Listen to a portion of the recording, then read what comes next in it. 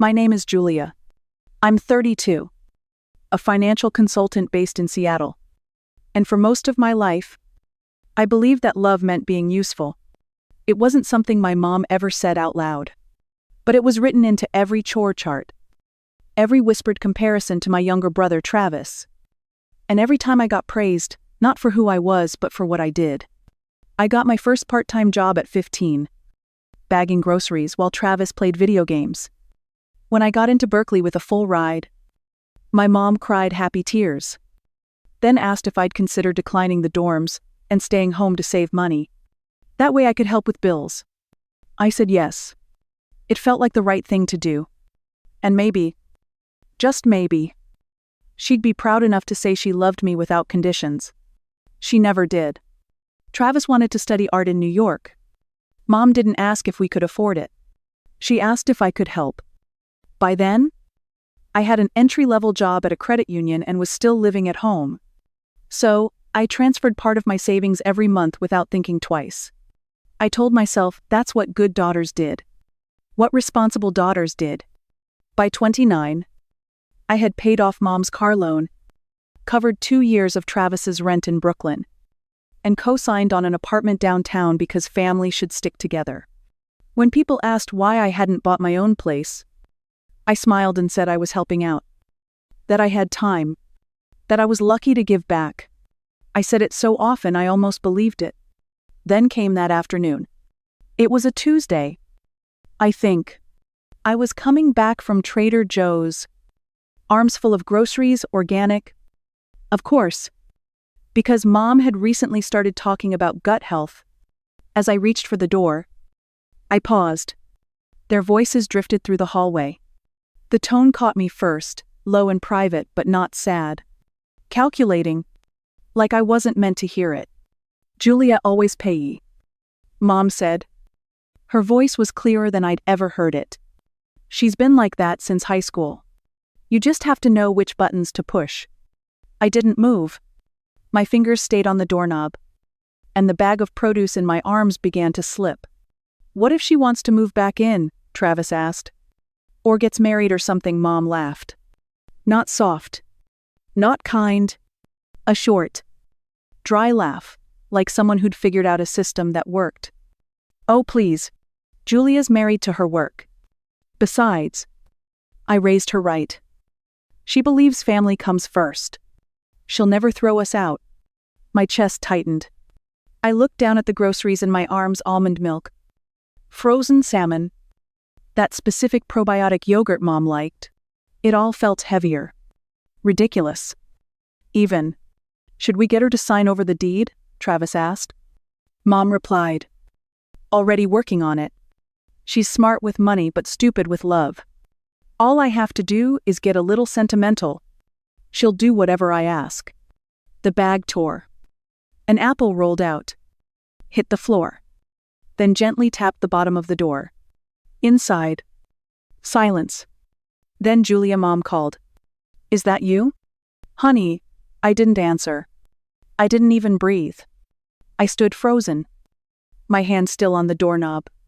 The apple that rolled to the door might as well have been a grenade. I could still hear the muffled shuffle of movement inside. The kind that says people are scrambling to look innocent. My mind tried to catch up, to find another explanation. Maybe I misunderstood. Maybe I was reading too much into it. But deep down, I knew. All those years I thought I was being a good daughter, a responsible sister. All those times I said yes when I wanted to say no. They hadn't seen my sacrifices as love. They'd seen them as leverage, as currency. Inside, Mom's voice came again. Jules, that you come in. Sweetie, I couldn't move. If I went in, I'd have to pretend I hadn't heard her call me stupid. Pretend I didn't know they were planning to steal the apartment I paid for. Pretend I was still the Julia who bought groceries without asking questions. No. I turned away from the door. I didn't care that the groceries spilled across the floor behind me. I didn't care that Corbin, the building super Allery daughters, waved at me as I walked straight through the lobby without returning the gesture. I didn't care that my phone buzzed again and again in my pocket. I just kept walking. I walked for 3 blocks before I realized where I was going. The neighborhood coffee shop. The one with the mismatched chairs and the barista who always wore novelty socks. I stepped inside and ordered the first thing that came to mind. I don't even remember what I said. Something hot. Something caffeinated. Something to keep my hands from shaking. The barista slid a cup toward me. "Rough day?" she asked. I nodded, unable to speak. When I finally opened my mouth, all I could manage was, "Apparently I'm a very profitable cow." She blinked. I laughed, but it sounded more like a sob. I sat down in the farthest corner, cupped the warm mug between my hands, and stared at the wall. I had no plan, no answers, just a fresh echo in my head. She's smart with money, but stupid with love. Maybe they were right, but not for long. I don't know how long I sat in that cafe. Minutes, hours. The coffee had gone cold in my hands by the time I realized I hadn't touched it. My phone buzzed again. Then again. I didn't look. I knew who it was. The same people who had just discussed my life like I was some account to be drained. I left the cafe without finishing my drink. Stepping out into the late afternoon air, everything felt loud. The traffic, the chatter of passers-by, even the wind. I moved without direction, just trying to put distance between me and them, between who I had been and what I'd just heard. At some point, I found myself at a little bench tucked between 2 office buildings. I sat down, phone in my lap, heart still hammering. My reflection stared back at me in the dark screen. Eyes too tired for 32. Mouth pulled tight from years of smiling through disappointment. I opened my contacts, scrolled past Mom, past Travis, past the shared family calendar we'd all used to plan holidays I usually paid for. And then I stopped. There it was. A number I saved over a year ago but never had the courage to call. Rachel Monroe. Family law. I stared at it for a long time. Then I tapped. The phone rang twice before she answered. A calm, professional voice. Rachel Monroe speaking. I took a deep breath. "Hi. My name is Julia Halperin. I think I need to evict my mother and brother from my apartment." There was a pause. Then she said, "Okay. Take a breath. Can you come in today? Bring any documents you have. Deeds. Statements. Anything showing ownership or payment." I told her I'd be there in an hour.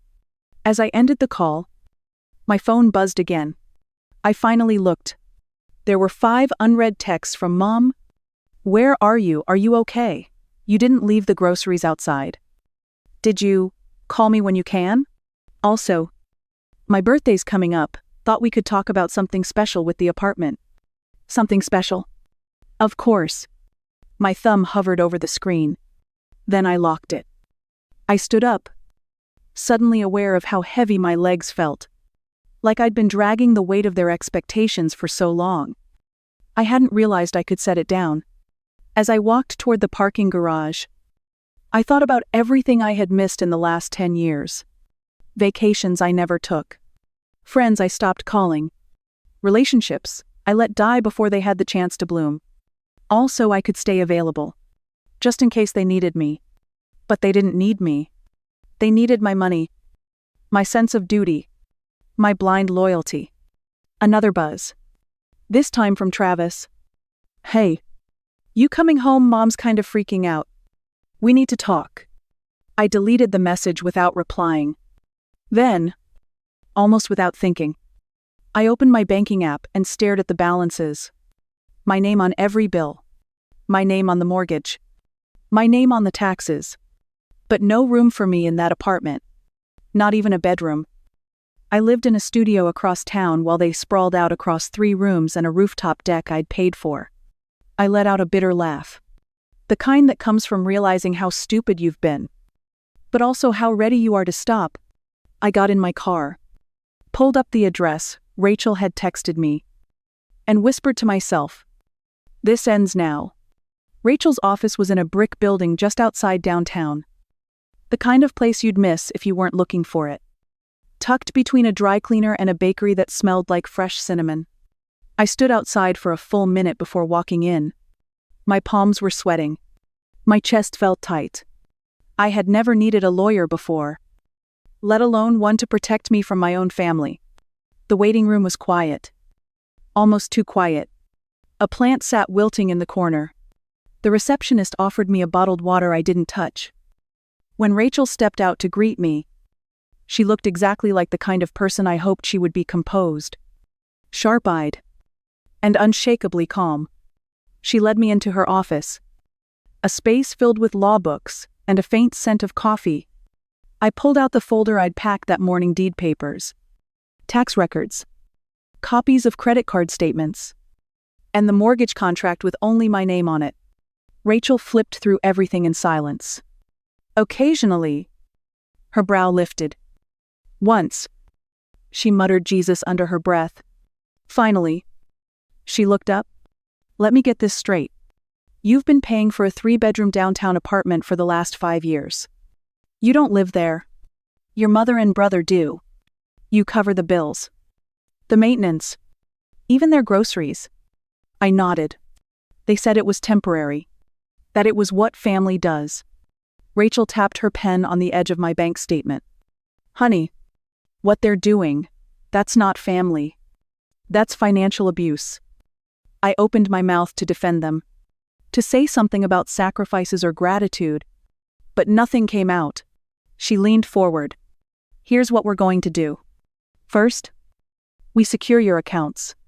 Then we prepare a legal eviction. But I need you to know, once we start this, there's no going back. Are you ready? I didn't answer right away, but something in me clicked. A silence that had been growing for years suddenly filled with resolve. Yes, I said. I'm ready. Rachel opened her laptop and asked for access to my online banking. I hesitated, then handed her my phone. She walked me through transferring funds to a new account and freezing my cards. Then she pulled out a notepad. Let's track the bleeding, she said, half to herself. We spent the next 40 minutes going line by line through 5 years of financial statements. It was worse than I remembered. Furniture stores I'd never stepped foot in. Restaurant charges in neighborhoods I didn't visit. Travel agency consultations. Spa packages. And one entry that made my stomach drop: a deposit paid to a luxury real estate broker. Rachel pointed at it. This is likely prep. They're getting ready to list the apartment. Probably behind your back. I couldn't speak. My throat had closed up. I thought maybe they were just ungrateful. Or entitled. But this was deliberate. They were setting me up to lose everything. I see this a lot, Rachel said softly. Especially with high-achieving eldest daughters. The family gets used to leaning, and eventually, they just sit on you. She turned to face me fully. You're paying their rent, their food, their lifestyle. But what are you getting in return? I stared down at my hands. Nothing. I don't even have a room there. Just a coat hook by the door. Rachel raised her eyebrows. They're exploiting your success. That's not a partnership. That's parasitic. I felt something break inside me. Not a clean break. More like a pressure valve, finally hissing open after years of buildup. I thought I was doing the right thing. I said quietly. They always said family takes care of family. Rachel nodded. Family does take care of each other. But this isn't care. This is consumption. She handed me a clean sheet of paper. Write down everything you've paid for. Even the small stuff. We're going to use it all. I started writing. Mortgage. Utilities. Groceries. Travis's tuition. Mom's dental work. The fridge. The couch. My own sense of self-worth. When I looked up again, Rachel gave me a small, encouraging smile. Good. Because now we build the case. Rachel told me to call my mom and put the phone on speaker. She wanted to hear the conversation live and record it. My hands trembled as I dialed. heart pounding like it might burst. Mom answered right away. Her voice warm and sweet. Exactly what I'd expected. She asked how I was feeling. If I'd eaten. If I was taking care of myself. I let her talk, pretending everything was fine, while Rachel's phone quietly recorded in the background. Then Mom steered the conversation toward the apartment, the subject I had hoped to avoid. Sweetheart, she said. I've been thinking about your birthday. I want to make sure everything's settled with the apartment. You're so busy with work. You shouldn't have to deal with property management. I kept my voice steady, careful not to reveal the whirlwind of emotions inside me. I asked what she meant. She said softly, "Well, it's just easier if we help manage the place for you. We could work with some real estate agents. Get everything in order. You just relax. You deserve that." Rachel's eyes flicked up at me. I swallowed hard. Mom went on. "Your brother needs the apartment more than you do. You're so busy with your career. It's only fair." I stayed silent. The words hit me like a slap so casually. So coldly delivered. Rachel gave me a slight nod. This is classic manipulation. They want to control you by making you feel guilty. But you're not stupid. You see what's really happening. When I finally hung up, I felt lighter but more determined. This was the first time I had proof-recorded words that showed exactly what they thought of me. Not a daughter. Not a person but a resource to be used. The next day, Marcus showed up at my door with a container of homemade soup. Marcus had been my co-worker and friend for years. The kind of person who listens without judgment and doesn't try to fix everything. I let him in, feeling more exhausted than I'd ever been. I poured out the story, every detail of the phone call. The bills. The secret plans to take my apartment. Marcus shook his head in disbelief. "They're really taking advantage of you." I nodded. "I've been paying for their lives while they barely look my way." He handed me the soup and smiled gently. "You don't have to do this alone. You could stay here. Get your head clear. Figure out your next move without all that pressure." His offer felt like a lifeline. For the first time in years, I imagined a space where I could breathe without guilt. Without texts from Mom asking for money or updates on Travis's emergencies. Marcus made a joke. "Your brother is 35. He can Venmo his way into a job." I laughed. The sound shaky but real. That night, I packed a bag. The idea of moving in with a friend instead of family felt strange. But it felt right. As I closed the door behind me, I realized I was stepping into a new chapter. One where I was finally putting myself first. I invited Mom and Travis to a fancy restaurant for Mom's birthday. It was supposed to be a chance to come together to maybe fix things. I arrived early and chose a quiet table near the window.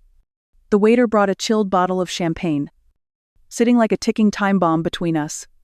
When they arrived, Mom was dressed in her usual martyr outfit, the one that always made people feel sorry for her. Travis looked disheveled, but carried himself like the struggling artist he wanted everyone to believe he was. As we settled in, I took a deep breath and raised my glass. Before anyone could speak, I said, "A toast to family and to truth." Mom's smile faltered for a second. I pushed on. "I've done the math. Over the past 5 years, I've given you nearly $500,000. Mortgage payments, utilities, groceries, tuition for Travis. And yet, I live in a studio across town while you enjoy a 3-bedroom apartment downtown." I slid my tablet across the table. Bank statements, credit card bills, property taxes, every dollar accounted for. Travis tried to interrupt, claiming his degrees weren't abandoned, but part of his artistic journey. I cut him off gently but firmly. "Artistic or not, you haven't paid a dime." Mom laughed, trying to dismiss the numbers as exaggeration. "You don't understand. We were protecting you from stress. From worry." I looked directly at her. "No. You were protecting yourselves. Using me as a bank?" The waiter arrived, but I waved him away. There's more. I played back a recording of Mom talking about transferring the apartment deed without my consent. Her face tightened. You're twisting everything. I shook my head. No. I'm showing you exactly what you did. The room grew tense. Mom's usual excuses and tears fell flat. Travis's facade cracked. I finished. This isn't family. It's a business deal. And I'm foreclosing. The air was thick with silence. Mom's eyes glistened with tears. But her voice was sharp when she spoke next. You'll regret this. I'll tell everyone you're an ungrateful daughter. Travis looked down.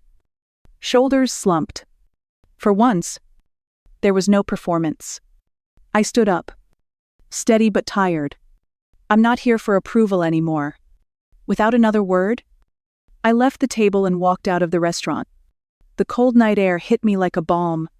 For the first time in years, I didn't feel guilty. I didn't feel responsible for their feelings or their mistakes. I realized freedom wasn't about winning arguments or keeping the peace. It was about choosing peace for myself. As I got into my car, my phone buzzed again. But this time, I ignored it. I was finally ready to live for me. Marcus suggested I share my story on Reddit. At first, he hesitated. But after everything, I was tired of hiding. So, late one night, I typed out every detail: how I was the family's ATM, the financial abuse, the betrayal, the eviction plans, and ended with a simple declaration: I'm evicting my family and I don't feel guilty anymore.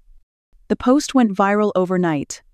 Messages poured in from strangers who had lived through the same pain, from people offering support, from others sharing their own stories of toxic family ties. It felt like a release. Like I was finally not alone. But the backlash wasn't far behind. Travis posted a video online portraying himself as the victim, talking about mental health struggles and how I was ruining the family. Mom followed with tearful videos claiming stress-induced collapse, asking for prayers and forgiveness. I responded with facts. I posted bank statements, recorded calls, and conversations showing the truth behind their lies. The internet became my courtroom. Comments flooded in, many siding with me. One comment stuck with me: family isn't who shares your blood. It's who respects your boundaries. Marcus sat beside me as I scrolled through the comments. You've started something, he said quietly. People are finding their voice because of you. The support was overwhelming. Emails from legal advocates, strangers offering financial help, messages from people who finally understood what it meant to break free. It was exhausting. But I knew this was just the beginning. Amid the chaos, a message popped up from Natalie, my childhood best friend. We hadn't spoken in years.